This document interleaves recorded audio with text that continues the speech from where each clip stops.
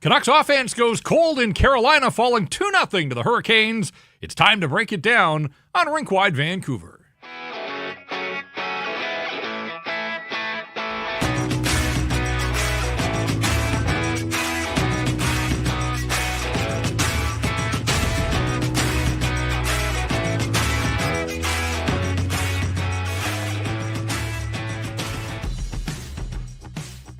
And we welcome you inside the Rink Wide Vancouver studio in downtown Vancouver after the Canucks fall 2-0 to the Carolina Hurricanes. They reached the midway mark of the season. We're going to break down the game. We'll look at the first half of this 2024-25 schedule for the hockey club that's sort of lurching its way to the midway mark as this road trip reached the midway mark as well. Still looking for a first win out on this road trip and just one victory now since the Christmas break. It's Rink Wide, it's Jeff, and it's Irf with you. It's a presentation of Bet365, whatever the moment. It's never ordinary at Bet365. Be sure to use code NATION when you open an account. We want to hear from you. The feedback channels, you see them on the screen. The YouTube live chat is going as well. And if you want to get through and make sure that your comments or your questions reach us here at the Rink Wide desk, hit us up with a super chat.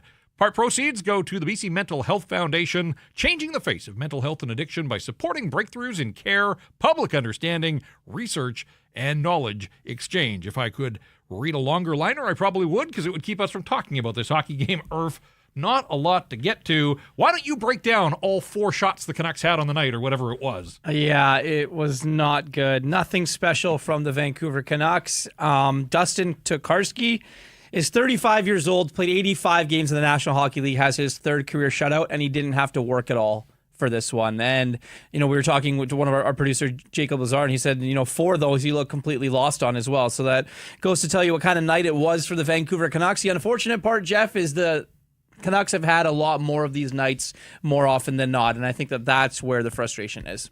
You're right. They were served up an opportunity against Ottawa just before Christmas. Rookie goaltender that hadn't played in the NHL, Linus Ullmark, was injured. Felt like an opportunity. They had 6 shots in the first period that night and 25, I think, as it turned out on the night. This is a Carolina team that, sure, they're a good hockey club, but they played last night. It was 3-4. It was 5-7, and you're facing a goaltender that has barely played in the National Hockey League. No guarantee that you're going to win, but test the guy. Make him make some saves. And instead, the Canucks just roll out the welcome mat for Dustin Tocchet. Made it as easy as you can imagine. They matched their season low for shots on goal with 15. They also had 15 in a 2-0 win in Boston when they were outshot by a 2-1 margin, and Kevin Lankinen was spectacular that night.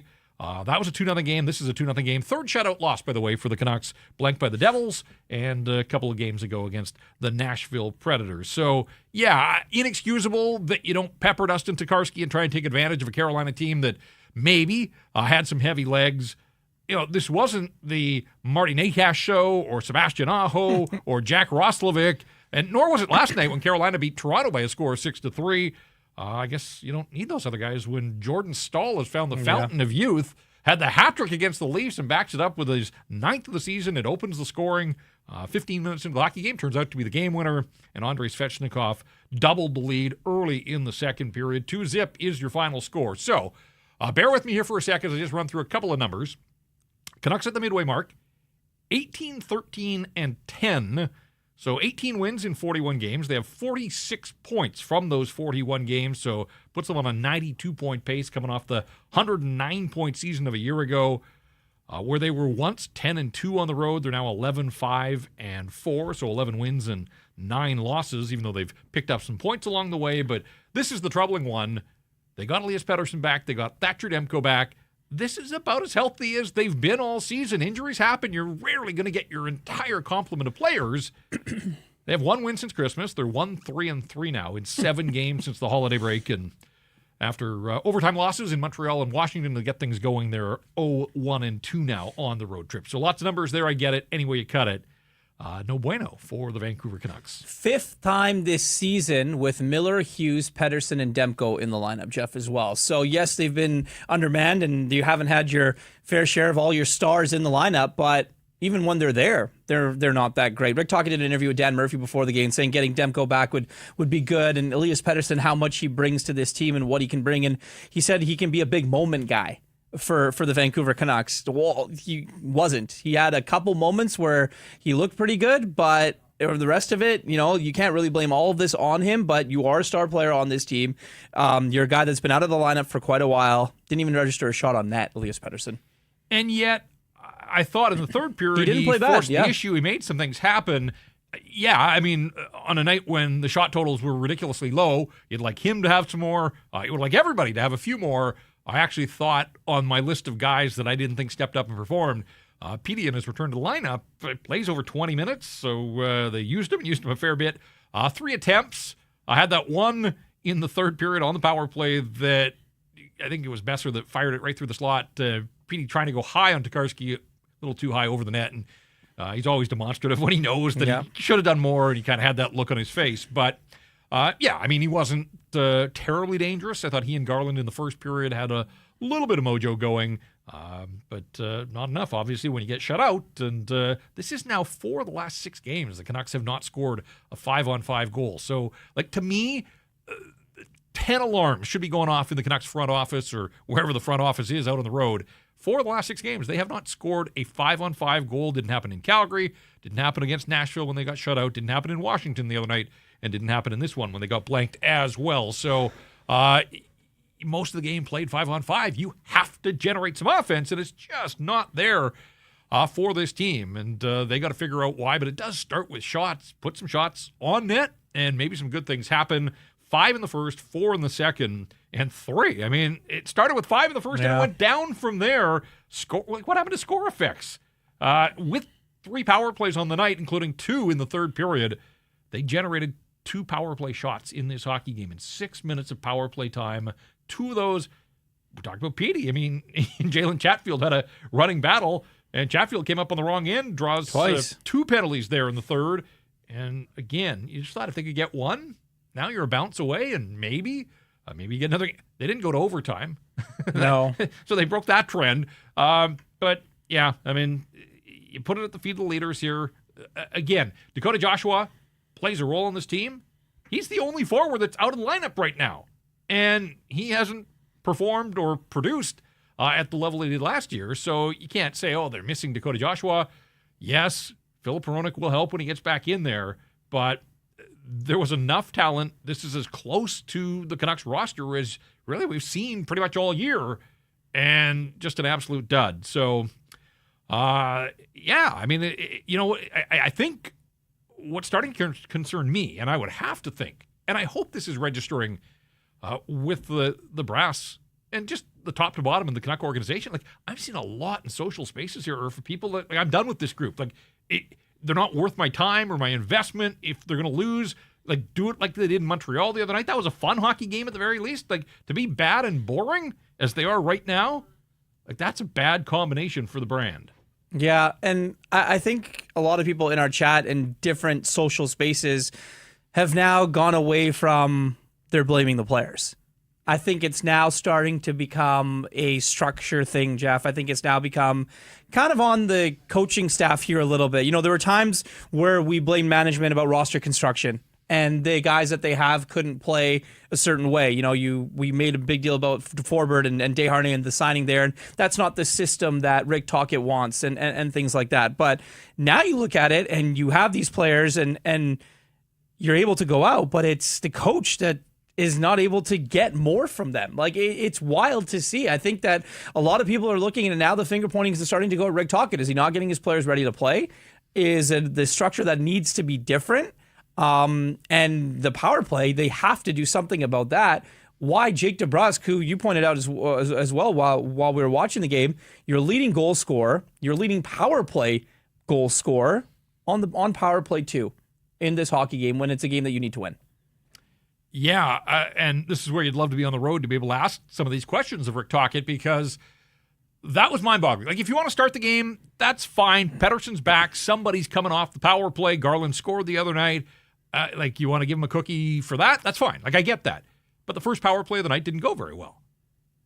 Second power play, again, generates 1 shot. You get a third power play, a second of that third period. Why keep banging your head against the wall when you've got your, as you said, leading goal scorer and leading power play goal guy sitting on the bench? That one made no sense to me. So you're right. It's not all on the players. We've talked some tactics here. We talked about not getting a whistle the other night in Washington to get Quinn Hughes out of the penalty box for the power play. Well, they had Quinn Hughes available on the power play, but they also had their leading power play guy.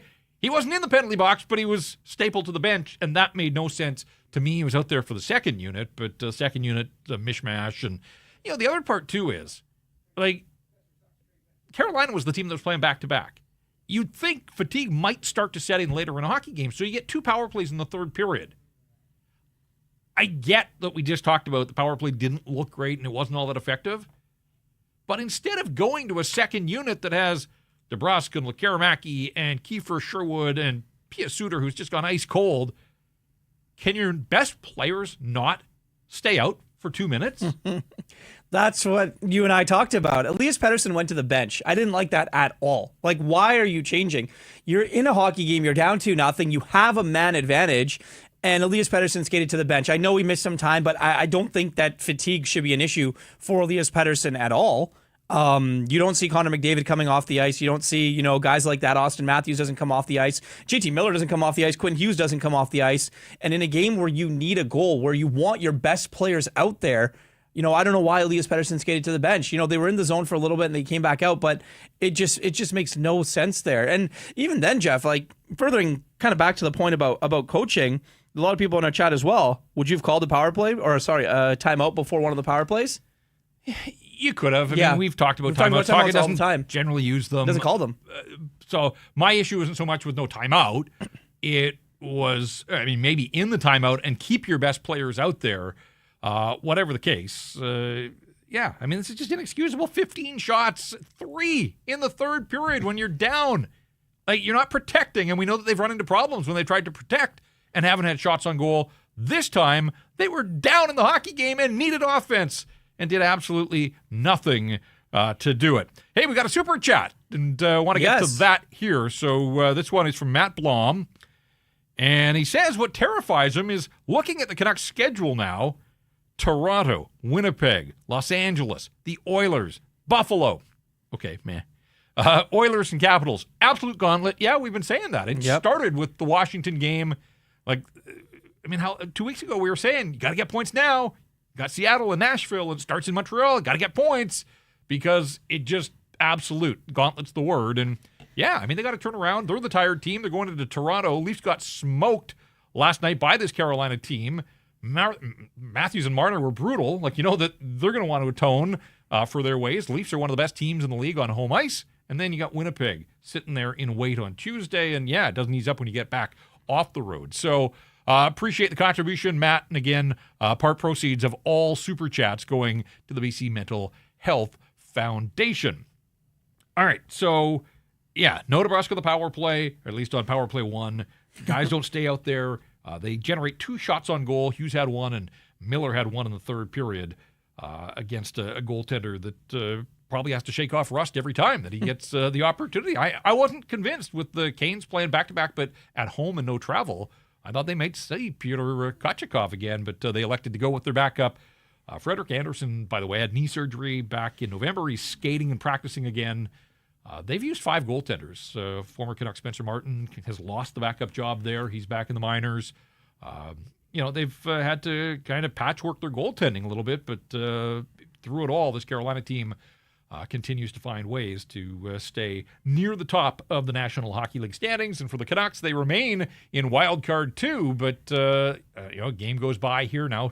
Teams around them with games in hand. Again, tough finish to this road trip. So they got to find points somehow, some way. And with 2 points through 3 games, they would have to get 3 of 4 here off the Leafs and the Winnipeg Jets to be a 500 road trip, and that's going to be a tall order. Yeah, as that texter or super chat said, they're in the gauntlet of their schedule aside from the Buffalo Sabres. And these are games, not only are they important in the standings, yes, when you play against teams to collect points, but it just goes to show you what type of hockey team you are compared to what's out there in the National Hockey League. So these are all measuring stick games for the Vancouver Canucks about where we view them, where they view themselves, where the coaching staff, the management, where everyone sees this Vancouver Canuck team against some of the best in the National Hockey League, and they can't hang. They can't generate chances. They're not good on the power play. And yeah, okay, the Montreal game was fun. They lost that game. They didn't even beat the Montreal Canadiens, who beat Washington tonight. But that's besides the point. I mean, look, Habs are on a heater, man. They won 10 of 12 or something. Well, you go against Washington, right? A perennial team that might make it out of the Eastern Conference there, and then you lose to Carolina. You get shut out. You got Toronto tomorrow, who is going to be pissed after that. Yep. Effort that they just had, and then you go Winnipeg, and then your opponents in the Western Conference, right? You go Winnipeg, LA, and Edmonton. So it's a tough part of the schedule. If you want to see what type of team you are and what type of the team the Vancouver Canucks are, and you're the top of the NHL pecking order, you're looking at them right now. That just happened. On social says if this game doesn't force management's hand, nothing will. Well, I don't think anything's going to happen in the next 24 hours.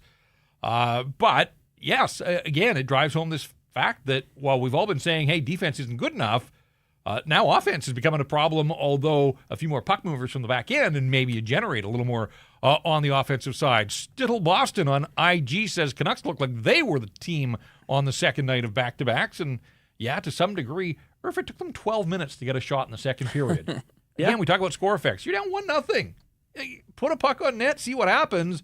Took them 12 minutes to get a shot in that second period. So it just kind of makes you pull your hair out here. Well, I mean, like, just look at it from the beginning. Like, Rick Tocchet decides to scratch Niels Höglander and Eric Brandstrom has been scratched forever, so that's whatever. Mm-hmm. But like PDG, Juleson, and Desharnais, right? Yep. And then you get shut out by a guy named Dustin Tokarski. Like, I don't know if Höglander was the answer for a guy to come out, especially since Höglander has shown in the past that if you need to move lines and change things up and things aren't going well, he can play with Elias Pettersson. I kind of feel like they didn't have an extra forward because PD didn't play the other night in Washington, but given the late penalty in Montreal, if they had an extra body, I bet Höglander came out the other night. This kind of felt like the coach was sitting on this one to play that sort of penalty card for Niels Höglander. Canucks have given up the first goal now in 6 straight, 8 of 9, 24 of 41 as they reach the midway mark. This is incredible to me. It's not our stat that stands out. It could be, but it's not. Canucks have been scored on first in 24 of 41. They gave up the first goal 29 times all of last season. Opened the scoring 53 times. Yep. And just piled on from there. And so this is part of the issue that you don't score much, you don't score early. Other team eventually gets one on you, and now you're playing uphill and playing catch-up and starting to see with 1 win in 7 since Christmas, playing catch-up in the National Hockey League ain't easy. Let's get to the 3 stars. We'll do the 3 stars brought to you by Greta Bar, YVR, and the 3 stars in the building. Tokarski gets the first star nod by the hometown media. That's fine. He posted a shutout. Jordan Staal and Alex Svechnikov, they get the Andrei Svechnikov, sorry. Andre. Yeah. We've got those 3 players, but slightly different order. Staal, to me, gets the winning goal. Svechnikov, and we'll break down the goals here in a moment, but Svechnikov, the second star. Tokarski, yes, it's a shutout. It's a great story, but again, like, guy's not tested. I can't get him higher than the 3rd star. No. So of course not. It's a great story. He's 35 years old. He's a journeyman in the National Hockey League, but this is more of an indictment of not even getting a star. It's because the Canucks gave him a star by not generating anything. Yeah. So the 3 stars, presentation of Greta Bar YVR, and we talk about it all the time. Hopefully you've had a chance to check it out. If you have, you know what we're talking about. If you haven't, hey, you're missing out on big screens, the arcade games, terrific new street food menu, weekly drink specials. We've got a Canucks Army viewing party coming up. We'll tell you more about that. And we hope that you will join us. Greta Bar, the place to be, 50 West Cordova. Greta Bar, let the games begin. All right, let's break down the goals. And there weren't many of them, so we're going to have to devote a great segment of the program here, but 15 minutes into the hockey game, slow start, back and forth, not much happening there. I say back and forth, most of it between the blue lines.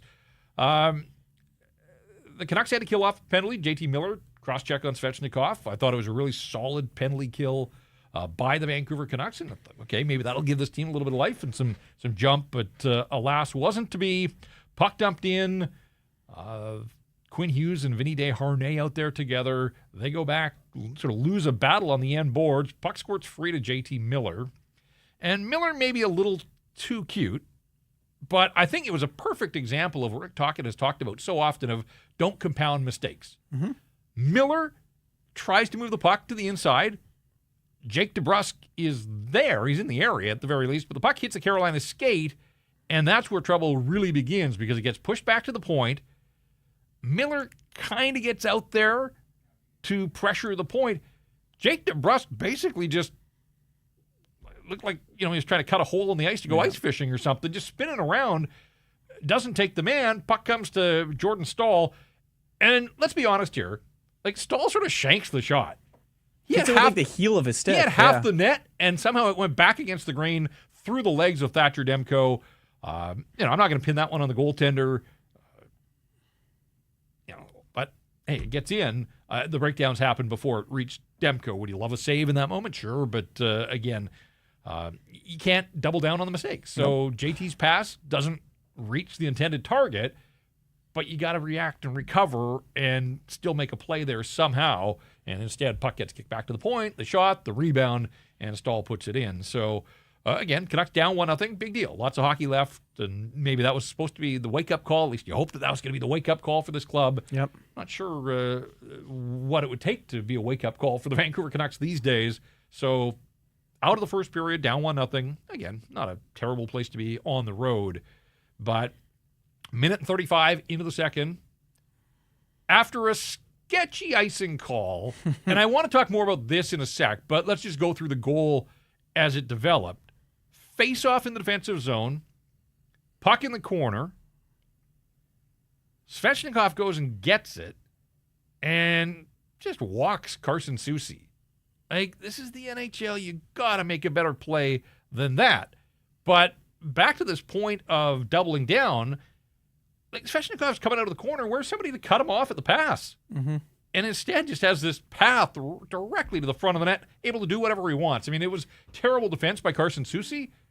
His man beats him cleanly, but, help your bro out here. Somebody's got to step in and slide over and make a better defensive effort. You can't allow a guy, and I get Svechnikov's a big body and bulls his way to the front of the net, but still, too many breakdowns. And mistakes wound up costing the Vancouver Canucks again.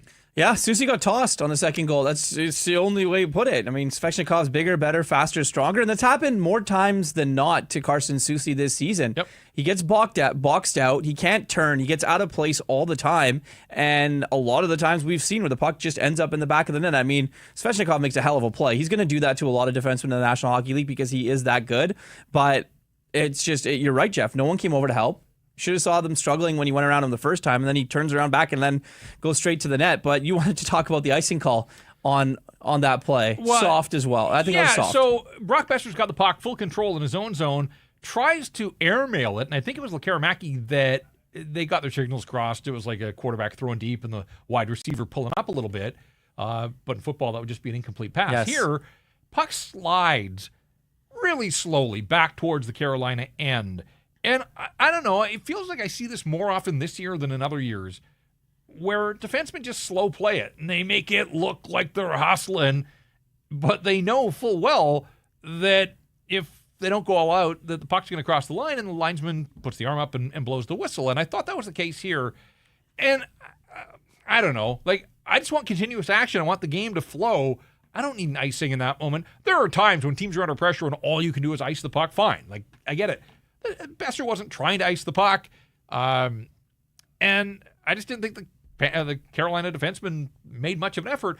And I think there's a pretty simple solution here, Irf, that if a linesman just skating in a straight line can get back to the goal line before the puck does, then it can't be icing. If a linesman can get there, then a professional hockey player should be able to get there as well. And I just find too often that the slow play, they get the benefit of the doubt, and ultimately that costs the Canucks the defensive zone faceoff. And again, they got to make better plays, and you got to be able to overcome that kind of stuff. But still, I don't know. I don't need more icings in hockey. No. I mean, the linesmen do fly up and down. I'm going to use a soccer term here, the flanks, a lot, especially when going down to get those icing calls. But you're right. I mean, look, it's soft. You see it a lot in the National Hockey. And the funny part is you see it, and you see the guys that open up wide. They don't open up towards the puck ever. Oh, for They sure. open up the other way, so it's like a full 360 spin all the way around before they go. Chris Tanev was the king of that. He still does it a lot. But if you watch, a lot of these guys will open the wrong way to where the puck's going, which is quite funny. And it's another way to try and get these icing calls. And that's that's one that hurt them. It's not the reason why the Canucks lost the game, but it is definitely a little point of talking to. Let's talk about Demko. The first time we'd seen him since the back spasms, and he left the game in Seattle. Lankinen had started 3 in a row. Demko served as the backup the other night. They sent Silovs down, so it was pretty clear that Demko was going to get one of these games. And quite frankly, I think that was the right call. Like, the Leafs are going to be out for their pound of flesh. And I think you're trying to ease Demko back in. Carolina playing on back-to-back nights. Like, to me, I think that was the right call. Give Demko this game and let Lankinen face the Leafs, and he's going to be tested, certainly, especially if the team plays the way that it did in this one. So, I saw some people say, just keep going with Lankinen. I don't think you're not easing back in if you're Demko on a Saturday night in Toronto with the Leafs coming off the performance that they put forth. So I think that was no issue whatsoever with the call to go to Demko. Gives up 2 goals. He gave them a chance. He made some saves. Yeah. He wasn't terribly busy. It was a low event night. Shots were 20 to 15 overall, but Thatcher Demko, late in the game, Hurricanes had a power play. Forward took the penalty. It's 2-0 at that point. It's game over if they get another one, and Demko had to make a couple of stops there. So for his first game back, I think all things considered, gives up 2. He made it through the game. That's with him, honestly. That's a success. But for that segment of the fan base out there that kept saying, wait till Demko gets back. He's got 2 wins in 7 games this season. Yeah, and I know he can't score goals, but 2 wins in 7. First one he'll want back. Second one I don't blame him on at all. So effectively, you're right, though. It was only 2 goals. The Canucks had their chances to bail him out and had their chances to try and get a win for their goaltender. Not putting this on him at all. Made some saves when he needed to keep his team in it. And I think that you're right. Tomorrow the Leafs are going to be out for blood or whatever. They got embarrassed the other night. Their stars were terrible. But it's going to be interesting to see with what Rick Tocchet and, the goaltending coach Marcus Trenius, what they want to do here down the road, because they don't have many back-to-backs, but they play a lot of good opponents. So on a night where, say, they play the LA Kings put up 40 shots, and whatever happens, would you go to Demko against the Edmonton Oilers? Are they going to have to make decisions like that? Or is it, okay, Lankinen can take a break, maybe not practice, and we'll still try and give Demko a weaker opponent? Because I don't think that's the way it's going to be. And here, obviously, the opponent's not weak, but it's of the two, you chose the Carolina Hurricanes. Well, and with 1 win in 7 games since Christmas, I don't think it can be as simple as alternating games. Yeah. I think win and you're in if they can get a win here.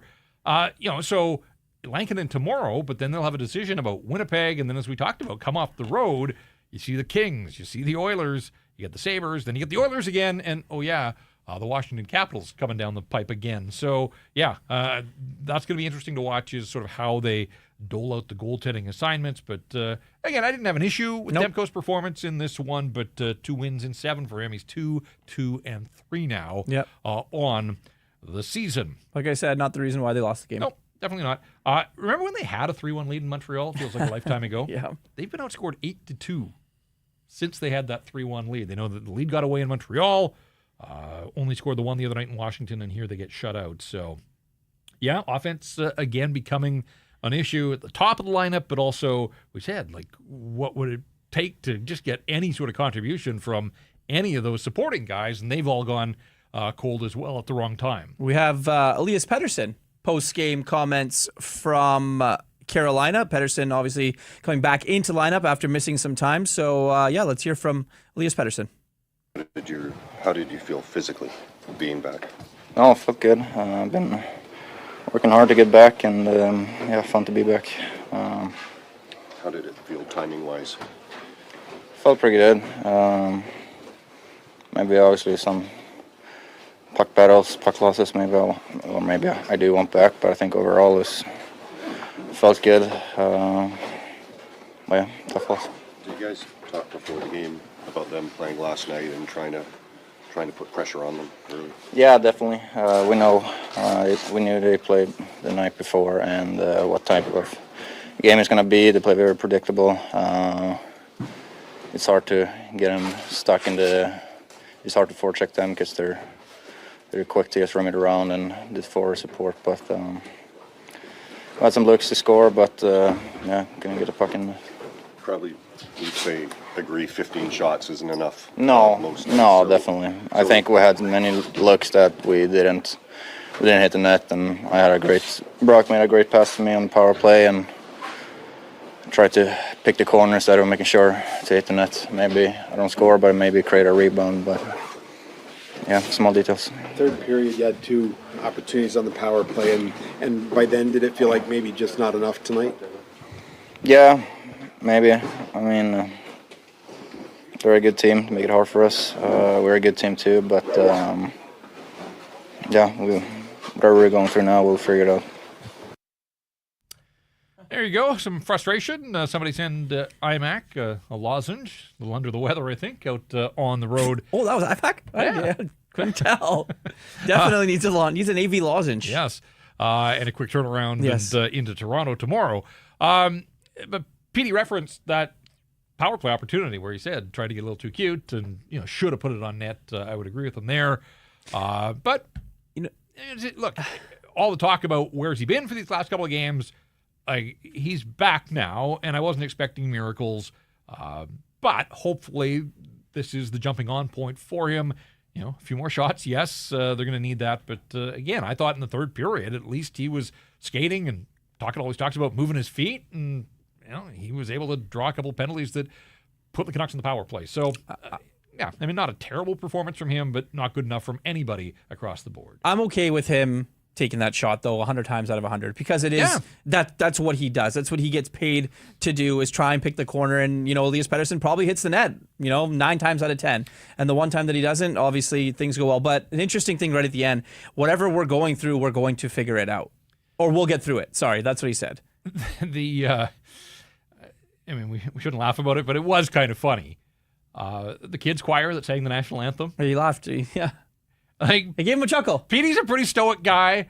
Obviously, all the noise that's been around him, and we haven't seen him for a little while. But yes, it was nice to see him smile, and I don't know if it caught him off guard. Whatever the case, Mrs. Colson's grade 2 class out there singing the national anthem, it definitely brought a chuckle to Petey's face. So I got a kick out of that as well. We should mention, a couple of things we should mention. One, and people were giving me grief, and my math wasn't good, because I said they had 5, 4, and 3 shots on goal. Of course, that would add up to 12. Yes. The official shot total, and it's changed again as it did all night long. The Canucks had 14 shots on goal. So it is their lowest total. They had 15 in Boston earlier this year. They had 19 against Florida in their win on home ice. But this is a new low. Air horns, anybody? New low for the Canucks. Just 14 shots on goal, 5, 4, and 5. That adds up to 14. Yes. So it's on to Toronto, but is it on to Toronto? There's a storm in the southeast. They might not get there tonight. All sorts of flights out of Raleigh-Durham Airport canceled. Now the Canucks charter, so it's not a commercial flight, and you hope that the weather conditions permit. The National Hockey League insists that teams get to the next city the night before, whenever possible. Now, there are a few cases every season, it seems, but the last thing the Canucks need, playing back-to-back against Toronto, is to have to overnight in Raleigh and fly on game day. Now, they won't have a game day skate, but still. So something to monitor, and we'll see if the Canucks are able to get off the ground. And then we sort of joked about IMAC being under the weather. I would imagine he's traveling tomorrow. Yep. I know that Shorty and Dave, it's going to be Cuthbert and Simpson because it's the Leafs game. Of course, it's going to be Cuthbert and Simpson. Big national game in the 4 o'clock window. So I don't know what Shorty and Dave's plans are, but Murph, I think, is going to Toronto. So something to monitor. Just there were all sorts of cancellations, not only in Raleigh. I saw Atlanta. I think a plane skidded off the runway in Atlanta.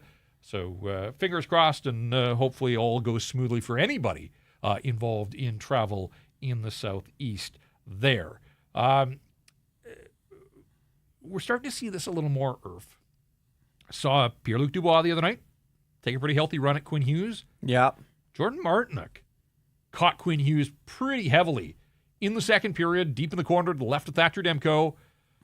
like, I get it. Of course, teams are going to target the best player on the Vancouver Canucks, but it's starting to happen a little more often than I'd like, and probably a little more often than Quinn would like. And it's just something that we're not used to seeing. I mean, he's always had that escapability, as the great ones generally do, but players are starting. I mean, first of all, he plays so much, he's got the puck so much, and he's a guy that other teams are game planning.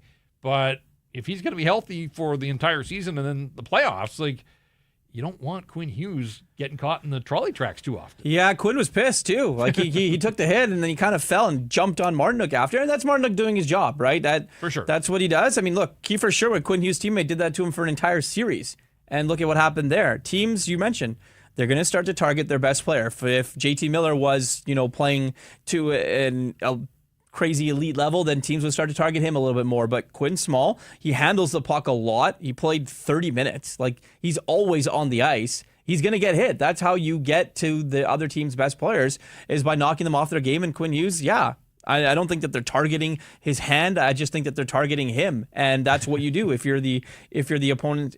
If you're the opponent, is you try and get at their best player to try and get him off his game. And Quinn is going to start to get more and more and more upset about this. But I'm not entirely sure that it's one of those things where someone's got to go out and do something. I just think it's part of the game, and it definitely doesn't affect him that much. I mean, he still played 30 minutes that night, but over a long period of time, we should see what happens, and especially in the Four Nations when things are starting, or then things might get a little more physical there too. I'm with you. I don't think they're targeting the hand, No. but the hand is attached to him. Yeah. And yes, he's taking and absorbing a fair bit of contact. 28 minutes and 57 seconds on the first half of back-to-backs. That's not ideal for Quinn Hughes, but we're sort of used to seeing that workload. A little surprised to see 11 shot attempts for Quinn Hughes, just one on goal. That was part of the story as well. Carolina players blocked 26 Canucks shots in this hockey game, so give the Hurricanes some credit there, putting themselves in harm's way. But again, the Canucks have to find ways to get around bodies and get pucks to the net. The Martinook hit on Hughes, not the only really big hit in this hockey game. Connor Garland got rocked pretty good by Jalen Chatfield in the second period, left briefly, came back, finished the game. I think he's fine, but two of the smaller Canucks out there getting bounced around a little bit by the Carolina Hurricanes. Yeah. Look, big, heavy, physical teams that go up against the Vancouver Canucks. I mean, that's the book on them, right? The Canucks don't like getting hit. They don't. They're a team that, they're not going to do anything if you can impose your will or whatever you have. Like, look at the Washington Capitals, right? They just went and played bully ball against the Vancouver Canucks, and it worked, and they ended up winning the hockey game. So the Canucks had 25 hits. They out-hit Carolina 25-10. It's the ones that are meaningful, though. That's just it. Like, help me remember any of the Canuck hits in this hockey game. Kiefer Sherwood had 7 more. I think Shorty had the stat that this is now a record in the National Hockey League for 5+ hits in a season at the Midway mark. Like, the numbers are mind-boggling. I can't wait to see where they ultimately add up. You do wonder if there's going to be some attrition here. Can he keep it up? He has for the first half of the season, but can he do it for 41 more games? Led all players in this hockey game with 7 hits, but didn't hit the net. No shots on goal for Kiefer Sherwood in this hockey game. Yeah. But also, like we mentioned, the hits are nice, and you pile them up and you get at the other team, but if they're not meaningful and you're not doing anything and nothing is happening, you're not causing turnovers that get into pucks and or whatever and turn into goals and scoring chances, then you're just running around and making yourself not useful. So I don't think it's gotten to that point for Kiefer Sherwood yet. He still hits everything that moves and he does it well, but if they're not creating chances and things like that, you actually have to take a look and see what you're going to do differently. We have Rick Tocchet now, post-game. Let's hear from the Canucks head coach after this one. Like one of those games where it was just tough to get anything generated on offense. Well, I think we had 25 missed shots when we had attempts at the net, like I think total of 50. You got to hit the net. I mean, that's the frustrating part. We had a lot of ozone time, but we're just missing opportunities. You guys look at shot clock. I look at missed opportunities. 2-on-1, we try to pass, miss. These are crucial things. You got to throw pucks at the net, hit the net with people going. So, a little frustrated with the overpassing or missing the net. You talk, knowing that they played last night and 5-7, did you talk about trying to get on them early and put pressure on them early? Yeah. How do you feel you did it as a team?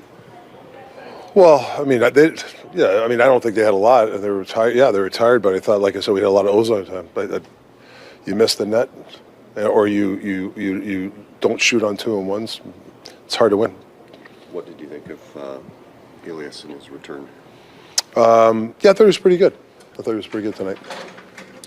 Offense has been tough to come with. Rick, does that start to wear on the confidence of some of your guys, do you think? Well, you got to stick with it. You got to work on your game. You got to keep with it. Confidence is you can't buy at a store. You got to continue to work at it.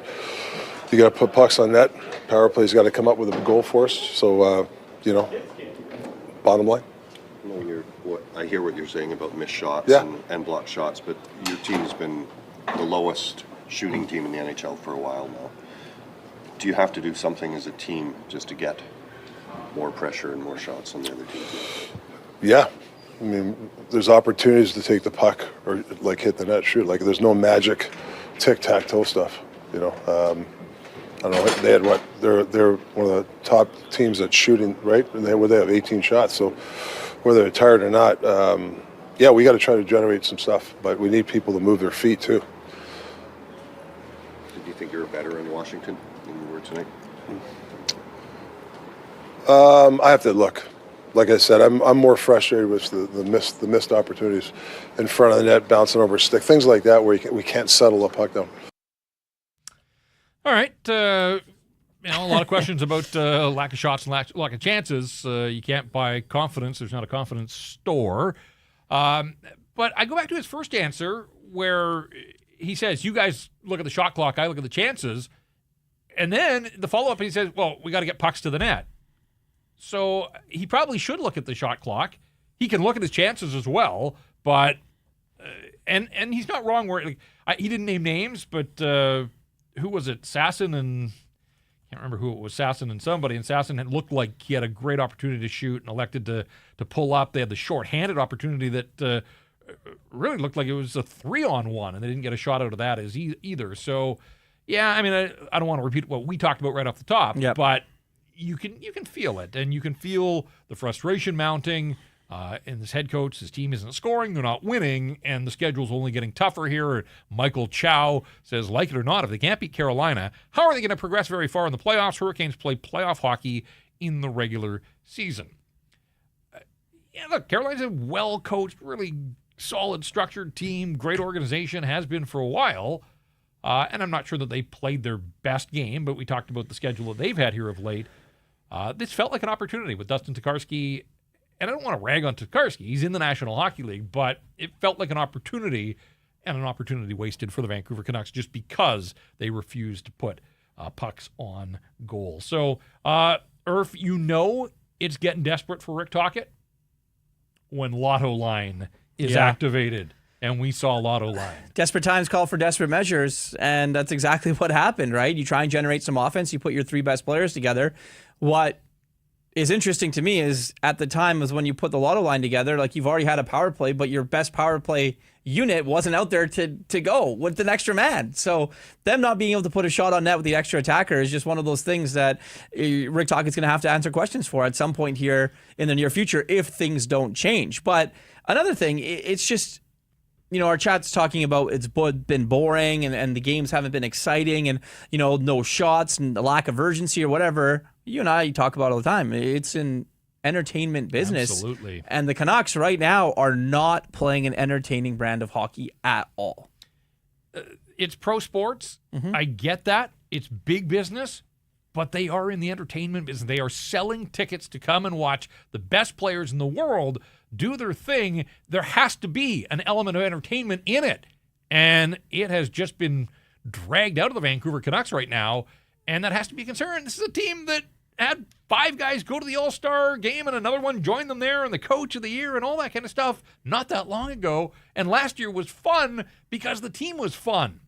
And a lot of the same players, but man, it's night and day. And, this is sort of a good entry point for us to take stock of where they are at the midway mark of the season. I mentioned the record, 18, 13, and 10. Let's get to the stat that stands out, because our stat that stands out tonight is a comparison year over year of the Canucks at the midway mark. Last year, they beat the Islanders in their 41st game. They were rolling through New York City. They were the hottest team in hockey. They were a show. They were a wagon. People were turning out to see the Vancouver Canucks. Entertaining. They were buying tickets to see the Vancouver Canucks, who were 27-11-3 with 57 points in the standings. And here they are a year later. The regulation losses, not all that far off, but the overall losses considerably greater for the Vancouver Canucks, who are 18-13-10. So that's a pretty stark contrast right then and there. And I guess the question, some are asking is, all right, so what's ultimately the difference? What's so different this year from last year if you're the Vancouver Canucks? And there's a couple of things. When you look at goals for and goals against, the Canucks have a -9 goal differential now. Mm-hmm. Last year, plus 54. Well, and they were 160 goals for and 106 against. Yeah, and their power play was absolutely nuclear. They couldn't miss on the power play, and that was one of the things their teams would come into Rogers Arena or wherever the Canucks would go. They took a penalty, it was auto 1-0, or auto they'd be up a goal, right? Because they just put the puck in the net so many times. I'll add to those stats. Last year at the 41 game mark, JT Miller 55 points. Elias Pettersson, 20 goals. Brock Besser, 25 goals. Dakota Joshua had 11. Andrei Kuzmenko had 8. Ilya Mikheyev had 10. And then you look at, obviously, on the defensive side of the puck, Philip Hronek had 34 points, and Quinn Hughes had 51. Tyler Myers had 18. And I know that Hronek's been hurt and missed a bunch of time, but he's got 9 points this year, I think. 34. He had 34 first-half points last season. And you're right, Ilya Mikheyev into double digits in goals. Sam Lafferty, a top 10 scorer on this team. Kuzmenko was still part of the team at that point. So Garland's had an uptick in his performance. Quinn Hughes' point total isn't quite as high, but his play has been better. But after that, and look, we all get the reasons. Miller missed time. Pettersson been injured here. Besser missed time with a concussion. And their point totals individually are way off. And so, it stands to reason that as a team they haven't scored as many goals. But again, Joshua, the only forward missing right now, it's go time. And this group just didn't go at all in Raleigh on Friday night. Well, and the thing that is interesting about that, Jeff, we mentioned all these stats from all these players, and I understand the time that was missed for these guys this year. But the systems don't change much in a year. Effectively, the Canucks got better. Well, that's just it. Right? On paper, the team is better. Jake DeBrusk is a better hockey player than is Sam Lafferty and Ilya Mikheyev and Andrei Kuzmenko. They have better hockey players, right? Kiefer Sherwood is a good hockey player, and he's doing his part. Don't want to harp on him, but effectively, it's the same thing. So where has it gone wrong? And I'm not saying it's completely wrong, but it's obviously a lot different than it was last year. Right, and so goaltending's basically in a push. And that's part of the story here that, oh my goodness, they haven't had Thatcher Demko for much of the first half, and yet their goaltending was one of the great stories, not just for the Canucks, but around the National Hockey League in the first 15, 20 games. It's found a bit of a level since then, but these guys can't be expected to score. They don't run the power play. They're doing their best, and they're keeping the Canucks in games and giving them chances, but ultimately they've got to find some offense. But, where has it gone wrong? A defense core that can't move the puck outside of Quinn Hughes is a big part of it. Spending way too much time in their own zone, getting pinned, stacked shifts by the opponents, and it kind of feels like it did at times in the playoffs where all they can do is clear the puck and hope they can get a line change in. And that's not an effective way to play the game. So, game 42 comes quickly, obviously. We're not going to see a great turnaround overnight here. But I am curious to see. Rick Tocchet went into the offseason, was asked pointed questions about the way the playoff series ended against the Oilers with lack of shots and a lack of goals, and it kind of feels like we're right back to that point. And Tocchet said, I may have to look at the way I coach this hockey club, and yet it doesn't feel like much, if anything, has changed. So, can he get out of his own way, I guess, is part of the question. And I don't know. I just don't know if things are going to be any different for the Canucks. Yeah, interesting. We got a super chat, another one. Thanks to KC Shuffle for it. Does this team miss Ian Cole in the locker room? Look, I think that on the ice, he had his issues. I think in the playoffs, that was very evident. They were never going to give him the money they got. But off the ice, I think they do. I really do. I think just for that leadership in the locker room, the guy's been around forever. And now your biggest leaders in the room are your young guys, right? You have JT Miller, Elias Pettersson, Quinn Hughes. Those are your leaders in the room. But beyond that, it's really just Tyler Myers. I mean, Jake DeBrusk a little bit, but he's still new on this team. Kiefer Sherwood, still new on this team. So, yes, I really do think that they miss Ian Cole. Yeah, and I think we all sort of remember him and judge him by his playoff performance when he wasn't 100%. And, yeah, his play dipped a little. They were also facing the Edmonton Oilers in that second round. But Ian Cole was good for the Canucks. And, at 35 by the end of the season, like a veteran through and through, a guy that had been to the battles, has played for a bunch of different teams, has seen the way that a bunch of different organizations operate. And he had a presence in that locker room. And people can say, big deal, it's about how do you play. No, I mean, I think we're seeing that there are politics and drama at play in that locker room. I think Nikita Zadorov took up a ton of the oxygen in that locker room last year. And, we in the media gravitated to him because he was a great clip and was an engaging guy. Ian Cole had a big personality as well. I do think that some of that, and maybe that stabilized the locker room a little bit, that you've got bigger figures in there that could just sort of tamp down some of the noise. And I also think that when guys have been around the league for so long, they understand the dynamics of what's happening in a locker room because they're the one they're playing, and then they know. Like Kevin Bieksa he would go out to the media and say something completely outlandish or say something that would garner headlines because maybe a guy like Ryan Kessler, Alex Burrows weren't having their best stretch of hockey. And you mentioned Nikita Zadorov's name. I think he 100% understood that. I think a guy like Ian Cole 100% understood that and knew how to work around the inner workings of a room and things like that as well. So, yeah, I do agree with the fact that they do kind of miss him a little bit. Another super chat. Thank you for all of these. It's awesome. Yeah, Canucks fan 94. If the Canucks still want any chance of making the playoffs, LV needs to make trades to retool our defense now. You're preaching to the choir. I don't think it's now. I think it's a long time ago that they needed to make trades and add people. So the big one is the guy that they have sitting there that's not playing right now. You don't have to make a trade to do that. You just got to put him in the lineup. Right, and I think this idea of, wait till everybody's healthy and back and we'll see what this team looks like. Well, again, Hronek's on his way back and skating with Abbotsford, and that's great. It looks like he's ahead of schedule, and he'll help. But even with Hronek, we said when he was healthy, they need more help there. Nights like this, I think this is as close as they've been to healthy all season, and it wasn't anywhere close to good enough. Like, if they're going to continue to wait, you get to a point where maybe you wait too long. So, I'm really curious what the Four Nations break does for Cabo. Well, I don't think Patrick Alvin's going to Cabo, but I do wonder if some teams, we don't usually get an artificial break in the middle of the schedule, where I think some teams might take stock and think, you know what? Yeah, like we're just too far back.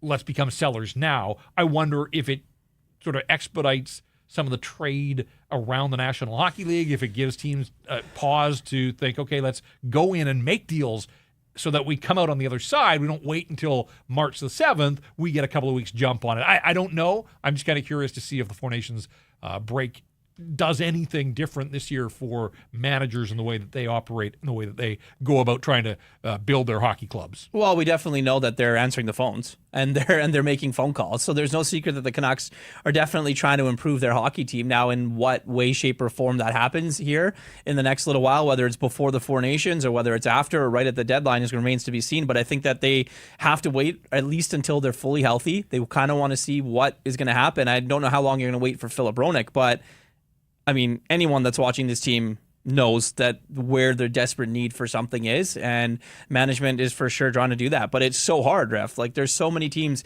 in the National Hockey League that are looking to go out and make quote-unquote hockey trades, and those are next to impossible to make right now. But I also wonder, too, I mean, for the longest time, we've all sort of banged the drum about, they need a defenseman. Yeah. They're averaging under 3 goals a game now. Like, with the shutout loss here tonight, they have dropped below 3 goals per game, and so do they need some help up front? We talked about Lotto line being reunited. Contract season, Brock needs to come back here in a hurry. He had that run right after Christmas, 6 goals in 4 games, and I know he's streaky, but it goes the other way. And right now, he's awfully quiet for the Vancouver Canucks, and he's not alone. On a night when they get shut out, I don't want to single out one guy, but they need contract season. Brock back doing what he does best. Hey, the Canucks Army crew has another watch party coming up, and we want to see you down at Greta Bar YVR.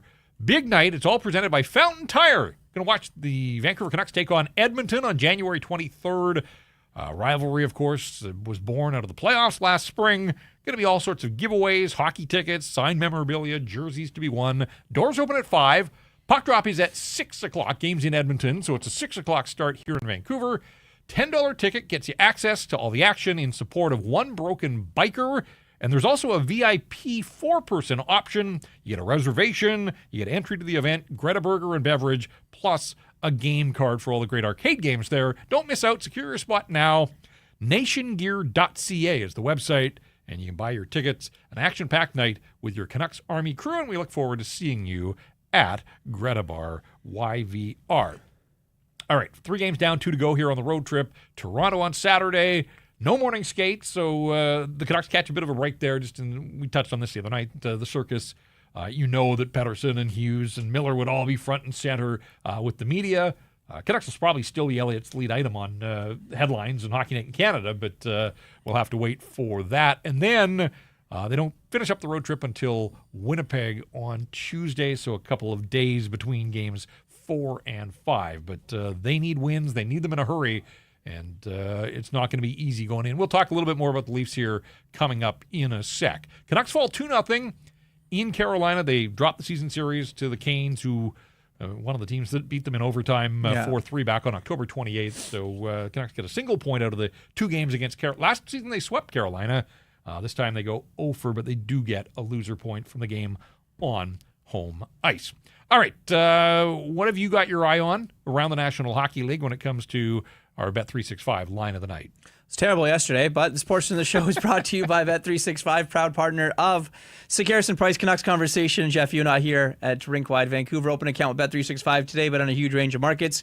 Use code NATION. Whatever the moment, it's never ordinary at Bet365. So whenever we do these and there's the early morning hockey games, I like to go for the one right off the top, and Boston Bruins have some stuff going on, or alleged stuff going on in the room with Marchand and David Pastrnak, and Marchand coming out and refuting and whatever. I like the Bruins against the Stanley Cup champion Florida Panthers. I like the Devils against the Tampa Bay Lightning and the Edmonton Oilers. Connor McDavid had his jersey retired by Erie. Mm-hmm. He's probably going to hop on that PJ, get to Chicago, and probably put up a couple points in that game too. So those 3, put them together, plus 465, some pretty good odds there. Oilers got worked in Pittsburgh. Yep. Chicago played tonight, lost in Detroit. So it's back-to-back for the poor Blackhawks against a motivated Edmonton team that, gave up way too many, lost in Pittsburgh, 5-3 last night. No real games. I suppose Utah in action as we do this live stream. So one on tie with San Jose. Utah, one of those teams in the trail pack that is trying to make up ground on the Vancouver Canucks. And the door is open, obviously, after the Canucks get zip out of Raleigh. Winnipeg and Los Angeles tied 1-1 in the third as they play that one. All right, we mentioned that the Canucks are in Toronto. Toronto coming off a 6-3 loss in Carolina last night. So this, I guess, the Hurricanes have now won what people were calling the Harold Druken Cup because Druken played for those 3 teams. Josh Holden did as well, so maybe it isn't the Harold Druken Cup, but Carolina beat the Leafs, they beat the Canucks, and now the consolation round, it'll be the Canucks and the Leafs trying to bounce back on Saturday. Toronto had a 2-0 lead in that game, by the way, last night. Got off to the start they were looking for, and then the bottom fell out. Matthews and Marner both -6, so they're on for all of the Carolina goals. Matthews scored in the game, and he's still a -6. He scored a power play goal. So that's going to get their attention for sure. It snapped a 5-game Toronto win streak. The Leafs have been rolling along, playing some pretty good hockey. They're 17-7 on home ice. I think they're tied with Vegas for the most home ice wins this season, so that doesn't bode so well for a Canucks team that's kind of limping along right now. Willie Nylander had gone 8 without, but he scored last night. He's got 24 goals now. Tied for 3rd in the NHL. Tavares has 20. And how about Mitch Marner? We talk about contract seasons. Contract season Brock. Mitch Marner, 14 goals, 45 assists. He's second in the league in assists, 59 points. in second in the assists, and Matthews hasn't been around. He missed a bunch of time. Like, that's pretty impressive stuff for Mitch Marner, who is third in the National Hockey League in points. A couple of old friends on the back end in OEL and Chris Tanev. First look at them in Leaf uniform for the Canucks and former teammates there. And, of course, Craig Berube and Rick Tocchet, good buddies. Tocchet references Berube an awful lot.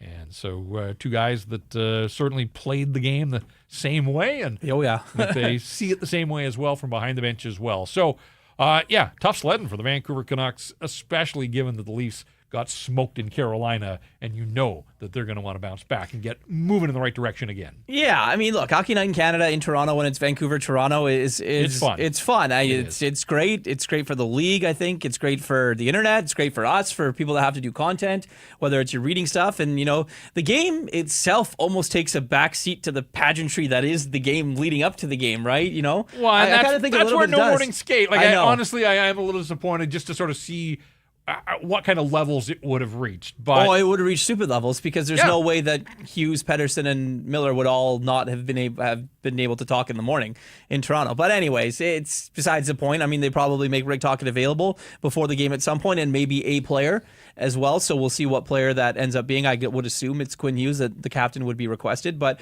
we did, before we finish this off, we do have one more super chat from Canucks fan 94, Jeff. Yeah, Canucks have to pray to the holy God that Tom Wilhender and DPD actually pan out. That's a question that is for years down the road and remain to be seen. I know DPD did get the call up for a little bit. Obviously, he got the nod. He's going to Palm Springs in February. That sounds like a pretty good gig. Going to represent the Abbey Canucks in the AHL All-Star game. So if I'm an AHL guy, I'm trying to get signed by the Coachella Valley Firebirds. If I'm like a 35-year-old that's just hanging on to my career, I think I want to sign with Seattle's organization. Yeah. If you're not in the NHL, you're spending your winter in Palm Springs.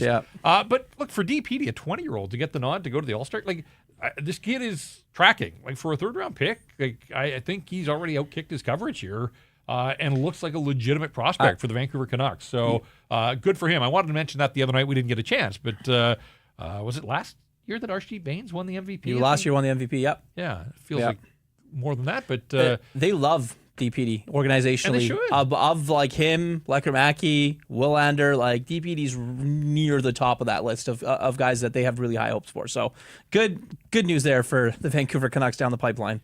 Well, and I do wonder... they won't play Brandstrom. They've got Brisebois up here right now. Like, there are a bunch of hurdles that he would have to clear to see NHL game action.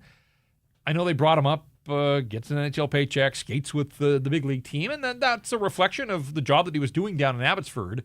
And I can't remember. It was an emergency basis because I think somebody was questionable for a game.